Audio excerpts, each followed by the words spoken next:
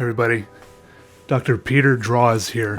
I have another video for you, and it concerns this box. Hope you're all doing well today, but I have more pressing issues, which is finding out what's in here. I know for a fact it was sent to me by Gold Spot Pens, and I think there is something very valuable in it, which I'm excited to find out, and I think I'll be able to draw with it, which is really most exciting to me. All right, so let's check it out.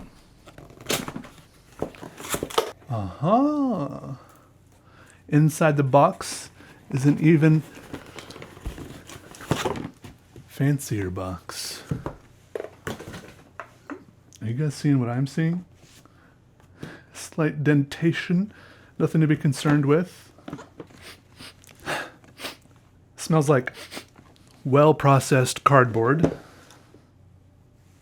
You guys aren't going to believe this, but there's actually another box in here.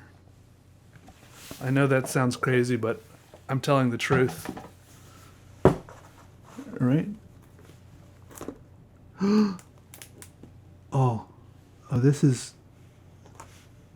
Okay, I'm trying to keep my cool, but this is maybe the same level of packaging you get on like a really nice engagement ring or something, I feel like. Am I allowed to touch it now? What does this pull tab do? Oh, my hands are shaking a little bit. This seems like a really nice pen.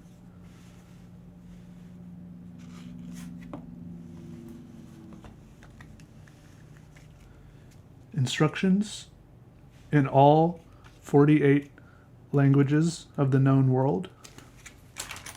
I'm gonna release it from its bonds now. There you have it, folks. This is a blue pen.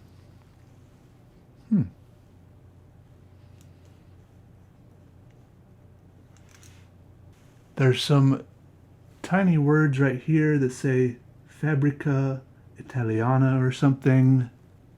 Also, here it says Aurora and Italy. And over here, on the tip, on the cap, I just realized it says 273/330. So that means there's only 330 of these?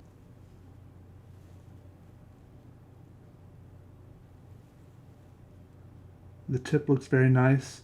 And really, the only thing to do now is to somehow put some ink inside of it. Am I going to break it? And to try drawing. Okay, this turns. Let's try not to break it. Let's try not to. The only thing I own that's more expensive than this is my car. So, oh, okay. Turning this turns a plunger. Do you see this plunger action right here? So I'm going to stick the tip of this pen into an ink bottle and then turn this, I guess. All right, let's do that. What kind of paper do I want to draw on? Read the instructions. Where's the English ones? Wait, there's pictures.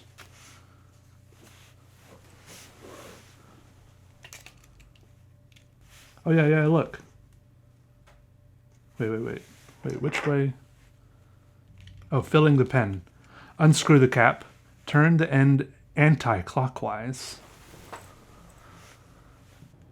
This is your first time using the fountain pen. Yes. All right, here's a little bit of ink, which I bought at my pen convention. I think it's worthy. I think it's good enough.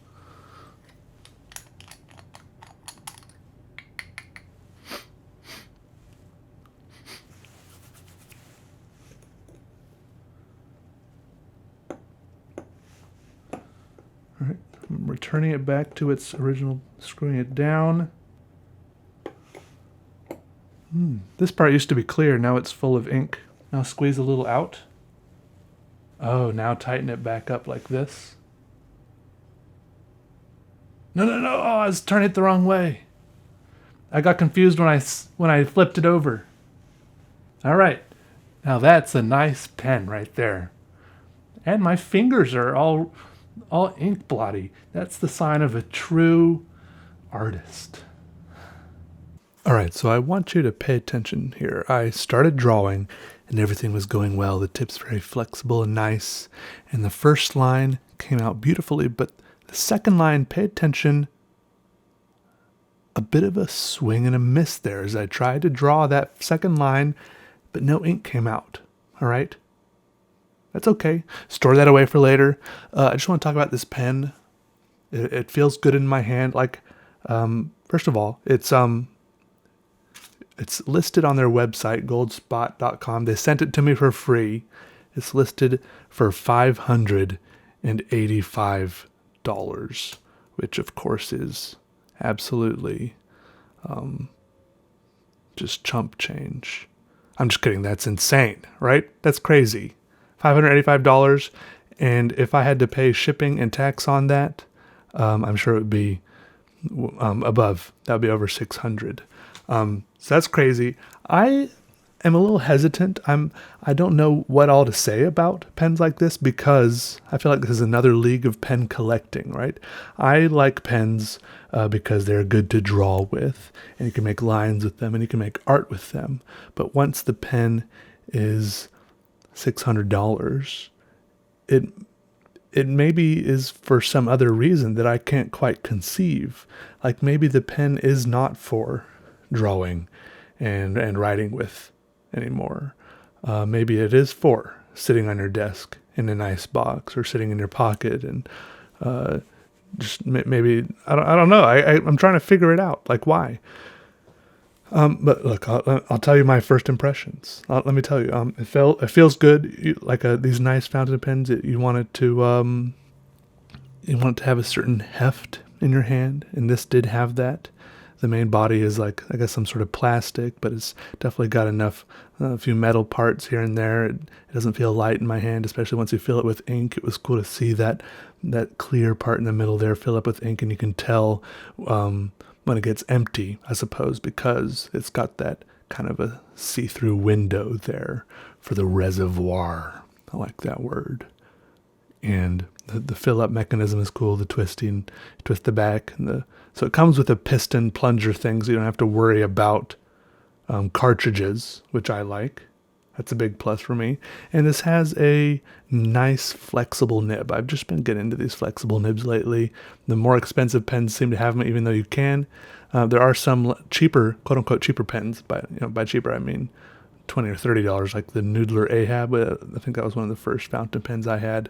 That is a little more flexible, but it seems like a lot of these more expensive pens have these 14 karat gold nibs, which flex a lot more, which means you can get a lot more line width variety depending on how hard you press and stuff like that, which I think that really applies more really to when you're doing calligraphy and scrawling out cool, pretty fancy words with them. But I think it's cool for my drawings too, because you get a lot more line variety. It makes your drawings look cool, depending on whatever you think cool is.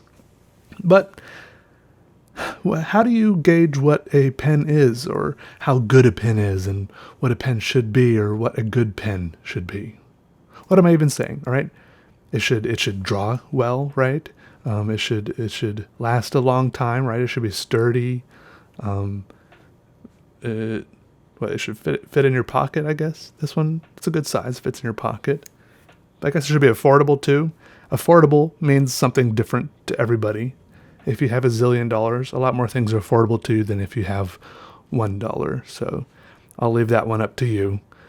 But this one I struggled a little bit with, because I did, like you saw there when I drew this second line, or tried to draw this very second line of the drawing, it kind of kept on giving me those same troubles all through this drawing. And I really tried to give it the benefit of the doubt. I tried to give it every chance, because every now and then I was scribbling away, and then I hopped over some other part of the drawing, and I had to try at least a second time or a third time to draw these lines before it would actually put down ink on the paper. And I'm thinking, if this pen is $600, where did all the money go to, or what's going on here? Why isn't it the sole purpose of a pen, I think, The only reason this thing exists, in my opinion, is to put down ink on the paper as I move the tip